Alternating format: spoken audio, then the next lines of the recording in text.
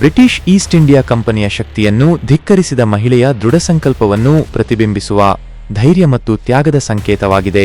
ಭಾರತದ ಸ್ವಾತಂತ್ರ್ಯ ಹೋರಾಟದಲ್ಲಿ ರಾಣಿ ಚೆನ್ನಮ್ಮ ಅವರ ಅಪ್ರತಿಮ ಪಾತ್ರದ ಬಗ್ಗೆ ಭವಿಷ್ಯದ ಪೀಳಿಗೆಗೆ ಶಿಕ್ಷಣ ನೀಡುವ ಮಾಧ್ಯಮವಾಗಿ ಕಾರ್ಯನಿರ್ವಹಿಸುತ್ತದೆ.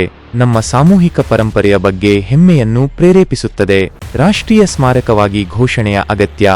ಪ್ರಾಚೀನ ಸ್ಮಾರಕಗಳು ಮತ್ತು ಪುರಾತತ್ವ ತಾಣಗಳು ಮತ್ತು ಅವಶೇಷಗಳ ಕಾಯ್ದೆ 1958ರ ಅಡಿಯಲ್ಲಿ ಈ ಸ್ಥಳವನ್ನು ರಾಷ್ಟ್ರೀಯವಾಗಿ ಮಹತ್ವದ ಸ್ಮಾರಕವೆಂದು ಗುರುತಿಸುವುದು ಅವರ ಪರಂಪರೆಯನ್ನು ಸಂರಕ್ಷಿಸುವಲ್ಲಿ ಮತ್ತು ರಾಷ್ಟ್ರಕ್ಕೆ ಅವರು ನೀಡಿದ ಕೊಡುಗೆಯನ್ನು ಗೌರವಿಸುವಲ್ಲಿ ಒಂದು ಸ್ಮರಣೀಯ ಹೆಜ್ಜೆಯಾಗಿದೆ.